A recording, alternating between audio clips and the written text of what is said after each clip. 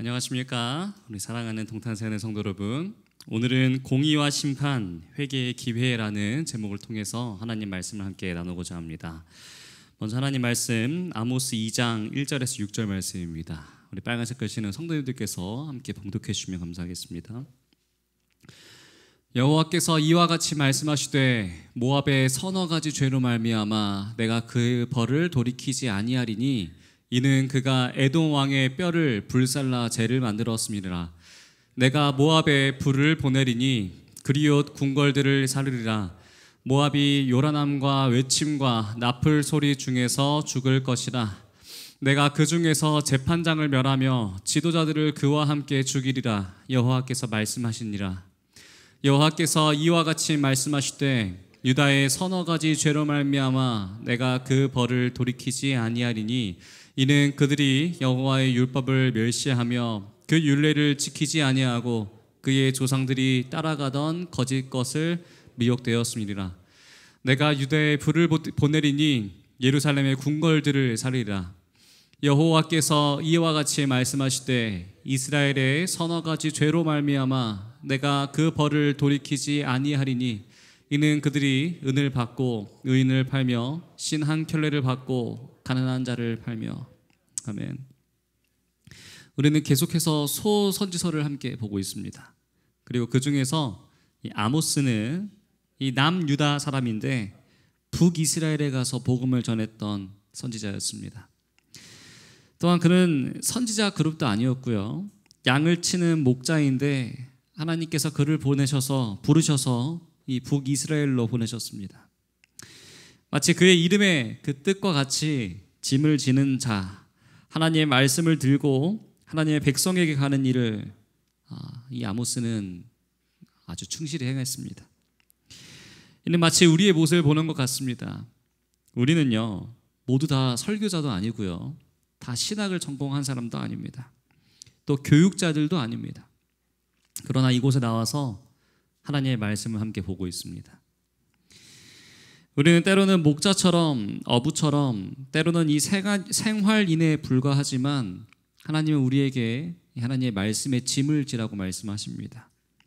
그 말씀이 나를 변화시키는 말씀이 되고 내 가정과 내 일터에 꼭 필요한 말씀이 되기 위하여서 우리는 그 말씀의 짐을 져야 합니다.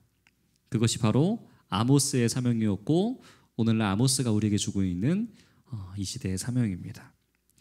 오죽하면 하나님이 이 북이스라엘에 사람이 없어서 이 남유다 사람을 그렇게 보냈을까요? 또 그것도 이 선지자와 제사장이 없어서 그 목자를 일으키셨겠습니까? 을 담아내고 외칠 자가 없었던 것입니다. 이 시대에 정말 누가 하나님의 말씀을 깨달아 알 수 있을까요? 또 그리고 어떻게 그 마음을 품을 수 있는 자가 누가 될 수 있을까요? 그것이 바로 나라고 하나님은 지금 우리를 부르고 계십니다. 우리가 이 시대의 아모스고 이 시대의 짐을 질 자, 말씀의 짐을 옮길 자입니다. 하나님께서는 오늘 2장에서 이 하나님의 관심이 어디에 있는지, 하나님이 무슨 말씀을 하시려고 이 아모스를 부르셨는지 이 2장에 잘 등장합니다. 그렇다면은 오늘날 우리에게도 이 아모스, 이 시대의 아모스와 같은 우리에게도 하나님은 과연 어떠한 말씀을 하시고 싶으신지 1절과 4절, 6절에서 반복되는 그 하나님의 한 가지의 음성으로 우리는 발견할 수 있을 것 같습니다. 먼저 1절입니다. 여호와께서 이와 같이 말씀하시되 모압의 서너 가지 죄로 말미암아 내가 그 벌을 돌이키지 아니하리니 이는 그가 에돔 왕의 뼈를 불살라 재를 만들었음이니라. 이 똑같은 말이 사실 이 1절과 4절, 6절에 반복해서 나옵니다. 그것은 바로 어떤 나라의 서너 가지 죄로 말미암아 내가 그 벌을 돌이키지 아니할 것이다. 1절에는 그 모압 나라의 이 죄로 인해서 이 모압을 벌하실 것이라는 하나님의 선포가 나옵니다.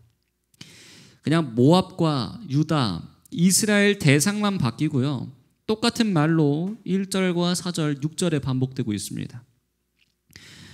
누구누구의 서너 가지 죄로 말미암아 내가 그 벌을 돌이키지 아니할 것이다.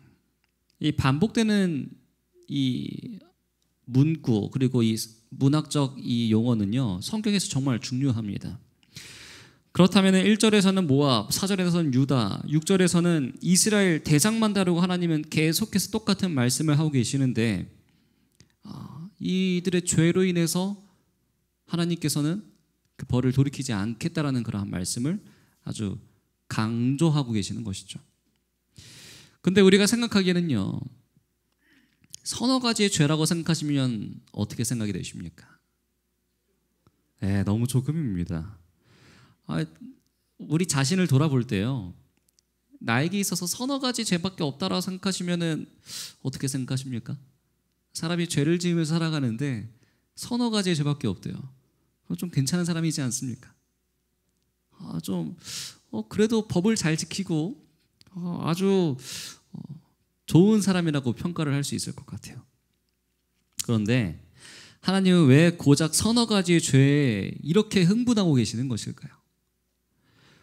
우리가 원문을 읽어보면요, 이 서너 가지 죄라는 이 말은 세 가지 그리고 네 가지 죄라는 뜻을 갖고 있습니다. 그러니까 세 가지의 죄와 네 가지의 죄가 같이 있으니까 더하면 몇 가지일까요? 7가지이죠. 그런데 이 세 가지라는 말은 완전수입니다. 성경에서 동일한 행동을 3번 반복하는 것은 최종적이고 결정적인 의미를 부여하고 있습니다. 그 예시로요, 엘리야는 이 죽은 아이의 몸에 자기 몸을 3번 이렇게 엎드려서 아이를 살려냈습니다. 그리고 민수기에서 발람은 이스라엘을 3번 축복했던 그런 내용도 있었고요. 또 제사장이 이스라엘 백성들을 축복할 때 3번 축도하는 그러한 일이 있는 것처럼, 이 3이라는 숫자가 가지고 있는 의미는 아주 최종적이라는 성격을 지니고 있습니다. 그래서 이 3개와 4가지의 죄, 이 3가지의 죄는요, 죄가 다 차오른 것이에요. 이미 최종적으로 그 죄가 다 찼다라는 것입니다. 더 이상 하나님이 참으실 수 없을 정도로 그 죄가 오래 찼다라는 것입니다. 그런데 거기에 또 4가지의 죄가 더 있네요. 완전수의 1을 더한 이 완전을 초월한 죄가 또 더해진다는 것입니다. 그래서 7가지의 죄입니다. 이 구절을요, 다른 번역본으로 보니까 이렇게 표현합니다. 그 쌓이고 쌓인 죄 때문에 나는 모압을 벌하고야 말리라.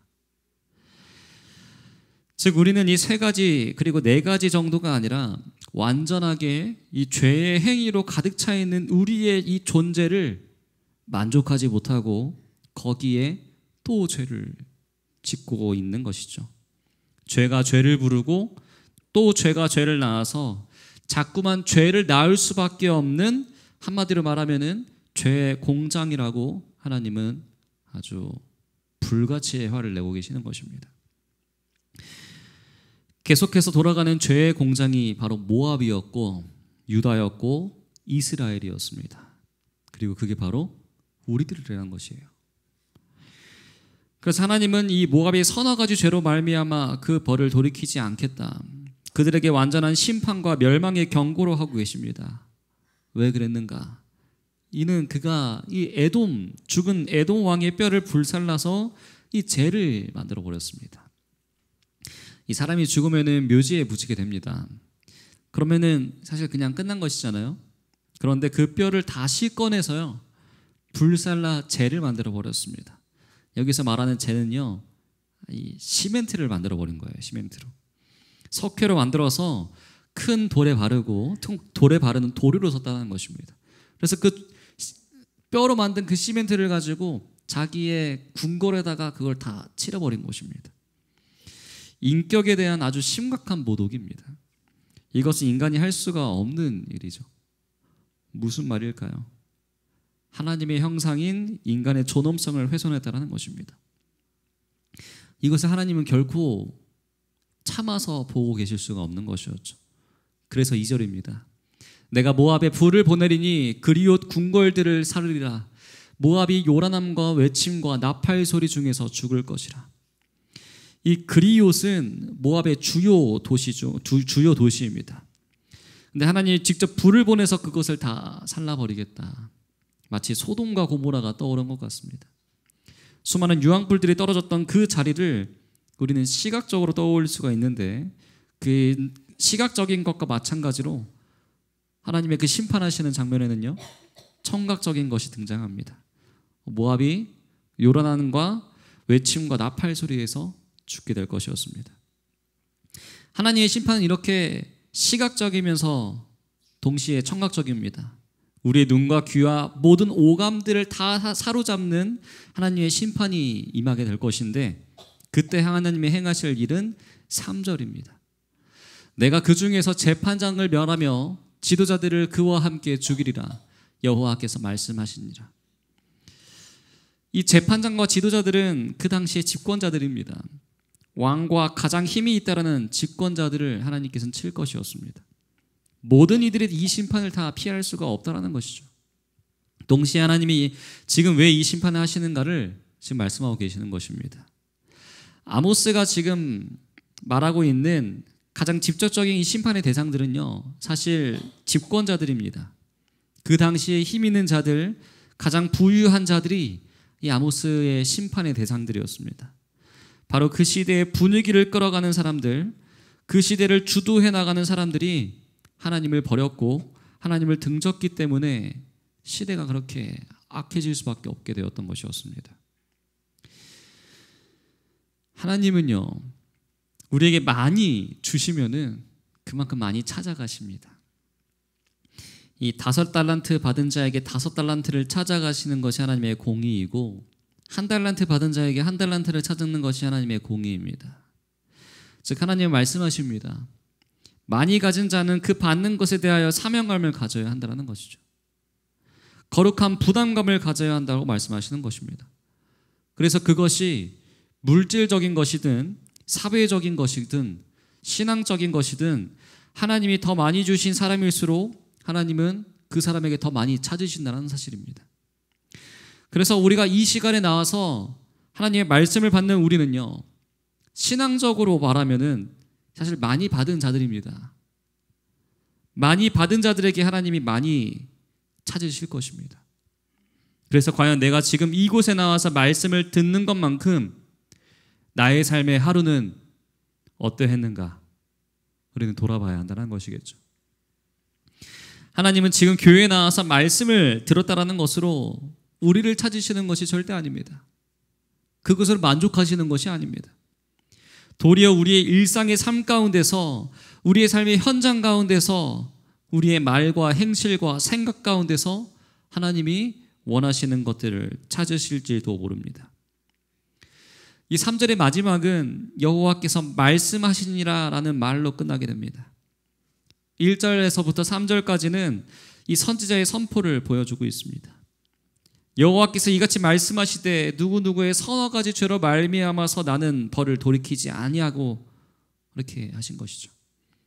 그들이 이런 죄를 지었다, 그리고 내가 말했다라고 하는 그런 하나님의 음성의 완전한 틀을 볼 수가 있는 것입니다. 자, 그런데 이 말씀, 모압에 대한 죄가 선포되었을 때 아마 이스라엘 사람들은요,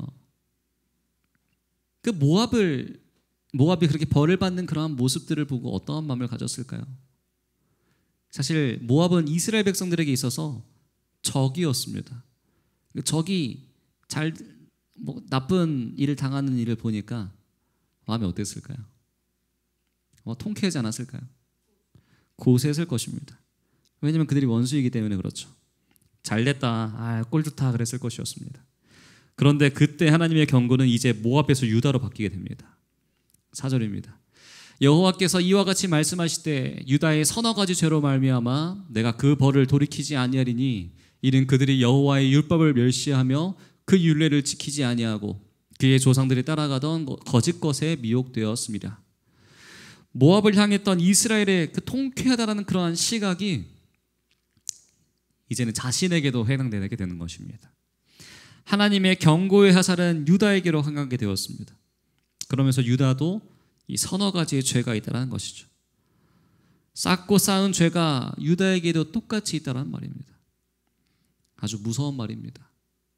모압에게만 있는 것이 아니라요, 하나님을 모르는 백성만이 아니라 하나님을 아는 백성들에게도 동일하게 적용된다는 사실입니다. 그것이 어떠한 죄였습니까? 그들이 여호와의 율법을 멸시하며 그 율례를 지키지 아니하고 그의 조상들이 따라가던 거짓 것에 미혹되었습니다. 우리가 믿지 않는 자들과 믿는 자들에게 하나님이 찾는 것이 어떤 것이 다른 것인지 이것을 통해서 보실 수 있으십니까? 무엇을 하나님은 책망하시고 무엇을 하나님은 경고하고 계십니까? 바로 율법입니다. 하나님의 말씀입니다. 말씀이 없는 자, 이 모압에게는요, 하나님의 말씀에 대한 이야기를 아예 꺼내지도 않으십니다. 그런데 유다에게는 여호와의 율법을 멸시했다. 그 율례를 지키지 않았다. 그리고 너의 조상들이 따라가던 것, 거짓 것, 즉 우상 숭배하는 일에 빠졌다라는 것이죠. 이것이 하나님이 책임을 물으시고 심판하시는 차이입니다. 안 믿는 사람에게는 안 믿는 대로 그 삶의 가치에 대한 것을 물으실 것입니다. 그러나 믿는 자에게는 우리에게 주신 말씀에 대하여 물으실 것입니다. 너희는 말씀을 받았고 말씀의 지혜를 내가 주었고 말씀의 능력을 내가 주었는데 왜 이렇게 말씀을 등한시하느냐? 왜 말씀 없는 자처럼 살았느냐? 왜 하나님의 말씀을 읽었으면 그렇게 거짓 것을 따를 수가 없는데 왜 그렇게 살았냐? 물으시는 것이겠죠. 솔직히 죄만 보면요, 죄로만 따진다면은 유다와 이 모압을 비교할 때 누구의 것이 더 큽니까? 모압의 것이 훨씬 큽니다. 사람이 죽었는데 뼈를 갈아가지고 시멘트를 바르는 이러한 죄가 과연 이 유다가 저질렀던 그 율법을 무시하고 잠깐 저버리고 우상 숭배 조금 하고 하는 것만큼 큰 차이가 있는 죄입니까? 사실 비교할 수가 없는 것이죠. 그런데 하나님은요, 똑같이 보신다는 사실입니다. 말씀 없는 자가 말씀 없는 심판이 있는 것과 말씀 받은 자가 말씀을 지키지 않아 받는 심판이 똑같다라는 것입니다. 그러니까 하나님, 그래도 우리가 저 사람보다 낫지 않나요? 우리가 저들처럼 악하지 않지 않습니까? 우리가 이렇게 말할 것이 아니라 우리에게는 말씀을 주셨고 이 말씀의 가치대로 살라고 하셨기 때문에 우리가 하나님의 말씀을 묵상하지 않고 이 말씀을 받지 않고 그 말씀에 짐을 지지 않으면은 그것은 그들과 동일한 죄가 되게 되는 것입니다. 참 무거운 하나님의 말씀이죠. 어떻게 하면 내가 이 신앙을 더 잘할 수 있을까 걱정이 될 수밖에 없게 하는 그런 말씀입니다. 우리의 마음을 찌르는 하나님의 말씀입니다. 그러나 여기에 하나의 소망이 있습니다. 우리가 하나님의 말씀에 우리의 마음을 두고 그 말씀을 받고 그 말씀대로 살아가면은 하나님께 그것은 가장 아름다운 일이 될 것이라는 사실입니다. 가장 선한 일이 될 것이죠. 우리가 예수님을 믿는 가장 큰 가치는 남을 도와주는 것이 아닙니다. 자선을 베푸는 것이 아닙니다. 돈을 많이 모아서 뭔가 대단한 것을 만들어서 수많은 사람들을 돕는 것이 아니라 믿는 자의 가장 큰 가치는 하나님의 말씀대로 사는 것입니다. 하나님의 말씀을 묵상하는 것이고 내게 주신 하나님의 말씀이 무엇인가 하나님의 본심을 알아서 그 본심대로 살려고 노력하는 것이 가장 귀한 선입니다. 그렇게 살다가 실패할 수도 있습니다. 사실 실패할 수밖에 없습니다. 항상 넘어집니다. 그런데 괜찮습니다. 말씀대로 살려고 했던 우리의 본심을 하나님께서 알아주실 것입니다. 그래서 우리가 그러한 믿음과 하나님을 사랑하는 마음을 가지고 하나님의 말씀에 더 깊이 다가가는 우리 모두가 되길 간절히 바랍니다.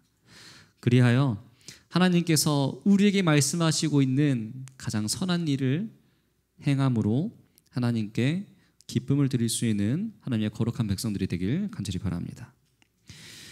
자, 그래서 이렇게 율법을 멸시하고 율례를 지키지 않았던 유다에게 하나님은 5절에서 이렇게 말씀하십니다.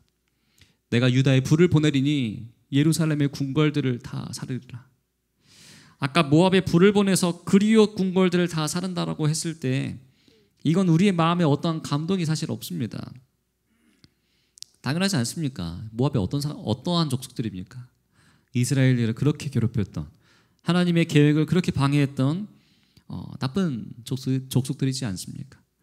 그런데 유다에 불을 보내서 예루살렘 궁궐들을 사른다라는 그러한 말은 참 우리의 마음을 가슴 아프게 하는 것 같습니다. 하나님의 자신의 백성 아닙니까?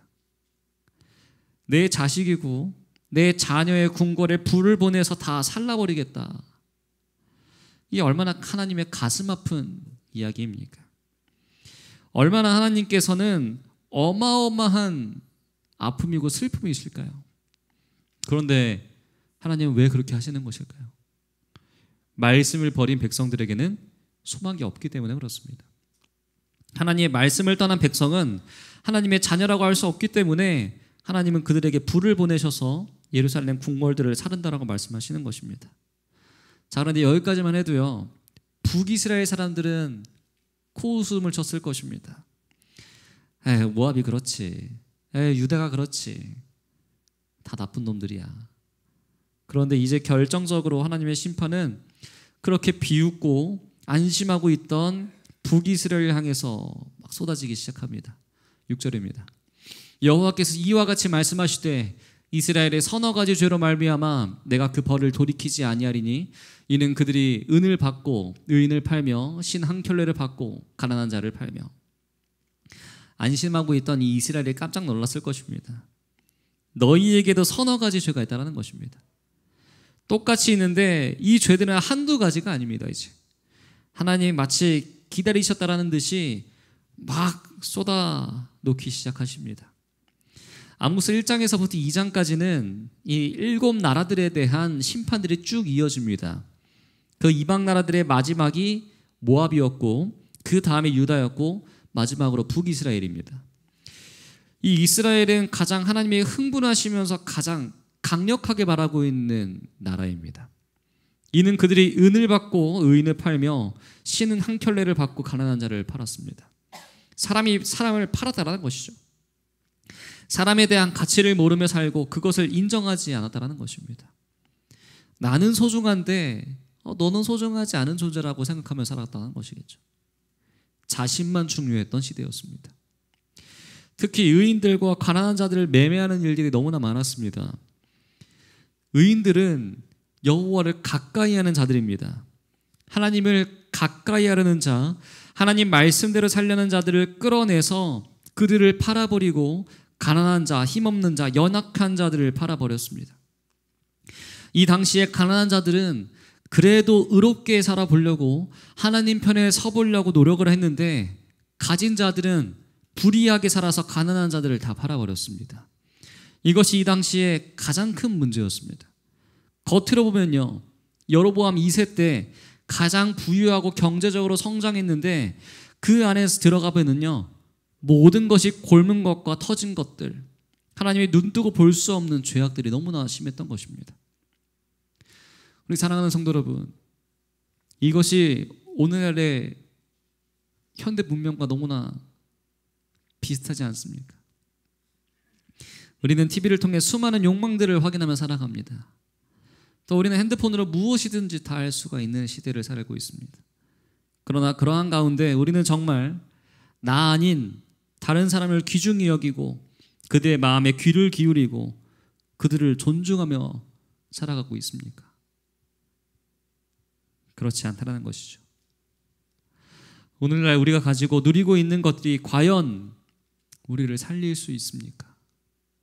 도리어 그것 때문에 우리가 불의를 행하고 가난한 자들을 짓밟고 다른 사람들의 마음을 쓰러뜨리고 있는 것이 아닐까 하는 것입니다.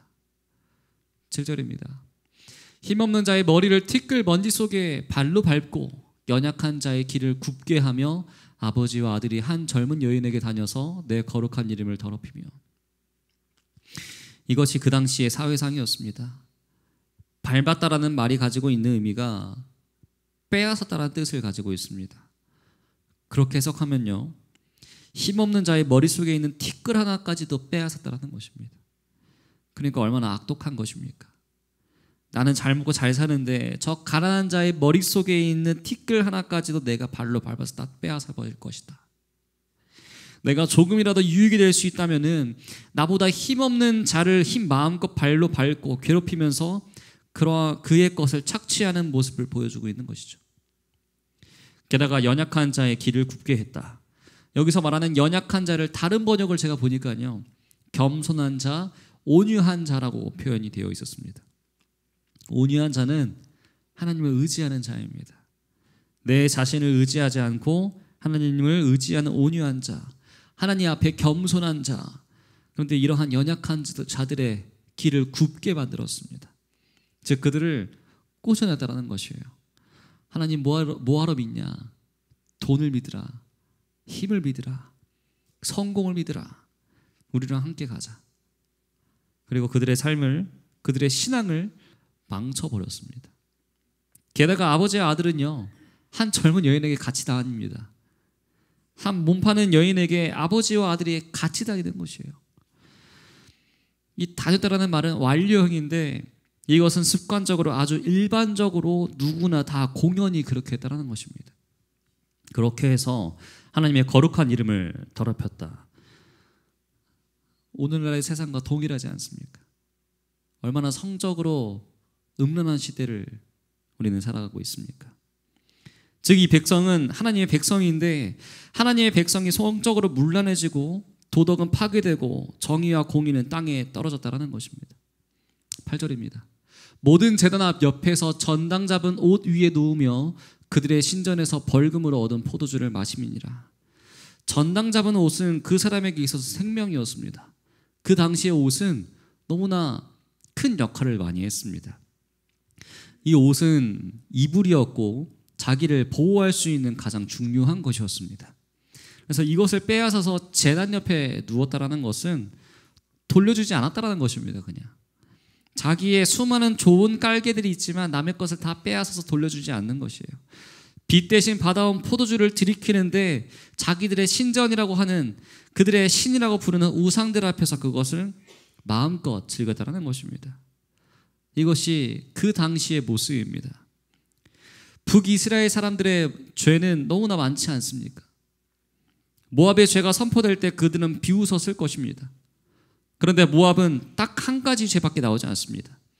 말은 서너 가지 죄인데 실제로 에돔의 왕의 뼈를 불살라 죄로 만든 것밖에 하나밖에 없었습니다. 유다의 말은 서너 가지의 죄이지만 실제로는 여호와의 율법을 멸시해서 율례를 지키지 않는 것밖에 없었습니다. 그런데 이스라엘은요, 끝도 없습니다. 계속 나옵니다. 이게 무슨 말일까요? 우리는 다른 사람의 죄를 정죄하거나 비웃을 것이 아니라 우리 자신을 돌아봐야 한다는 사실입니다. 과연 나는 무엇을 위해 살고 있는가? 과연 나에게 하나님이 말씀하실 때 하나님께서 나를 향하여 찾으실 서너 가지의 죄는 무엇인가? 우리는 평소에 우리의 모습에 대하여 무감각하게 살아갑니다. 우리는 우리의 목적만 가지고 우리의 목표만 바라보며 살아갑니다. 얼마를 벌어야지, 얼마나 인정받아야지, 얼마나 내가 내 꿈과 내 비전을 이루어야지, 우리의 꿈과 소망과 비전을 우리가 말하지만 그런 와중에 우리는 너무나 많은 것들을 놓치고 많은 것들을 잃고 너무나 많은 것들을 왜곡한 채 살아가고 있지 않습니까?